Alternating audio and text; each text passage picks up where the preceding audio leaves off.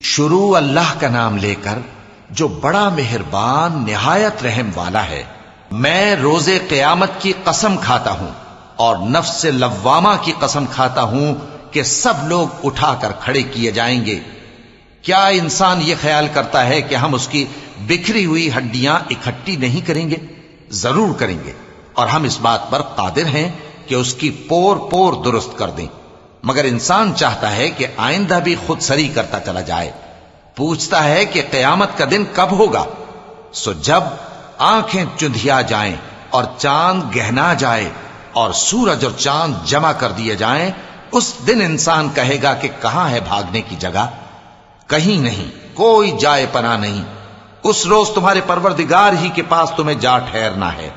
اس دن انسان کو جو عمل اس نے آگے بھیجے اور جو پیچھے چھوڑے ہوں گے سب بتا دیے جائیں گے۔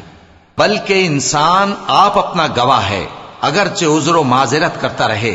اور اے پیغمبر صلی اللہ علیہ وآلہ وسلم، وحی کے پڑھنے کے لیے اپنی زبان کو تیز تیز حرکت نہ دیا کرو کہ اس کو جلد سیکھ لو۔ اس کا جمع کرنا اور پڑھانا ہمارے ذمے ہے۔ سو جب ہم اسے پڑھا کریں تو تم اس کو سنا کرو اور پھر اسی طرح پڑھا کرو۔ پھر اس کے معانی کا بیان بھی ہمارے ذمے ہے۔ مگر لوگو، تم دنیا کو دوست رکھتے ہو اور آخرت کو چھوڑے دیتے ہو۔ اس روز بعض چہرے رونقدار ہوں گے، اپنے پروردگار کی طرف نظر کیے ہوئے ہوں گے، اور بہت سے چہرے اس دن اداس ہوں گے، خیال کریں گے کہ ان کے ساتھ کمر توڑ معاملہ کیا جائے گا۔ ہاں، جب جان گلے تک پہنچ جائے اور لوگ کہنے لگیں اس وقت کون جھاڑ پھونک کرنے والا ہے، اور اس جاں بلب نے سمجھا کہ اب جدائی کا وقت ہے اور پنڈلی سے پنڈلی لپٹ جائے، اس دن تجھ کو اپنے پروردگار کی طرف کھینچے چلے چلنا ہے۔ پھر ایسے مغرور نے نہ تو پیغمبر صلی اللہ علیہ وآلہ وسلم کو سچا جانا اور نہ نماز پڑھی، لیکن جھٹلایا اور منہ پھیر لیا، پھر اپنے گھر والوں کے پاس اکڑتا ہوا چل دیا۔ خرابی ہے تیری، خرابی پر خرابی ہے، پھر خرابی ہے تیری، خرابی پر خرابی ہے۔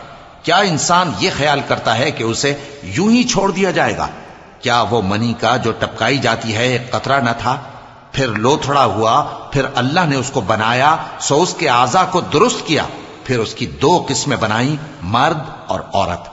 کیا اس کو اس بات پر قدرت نہیں کہ مردوں کو زندہ کر دے؟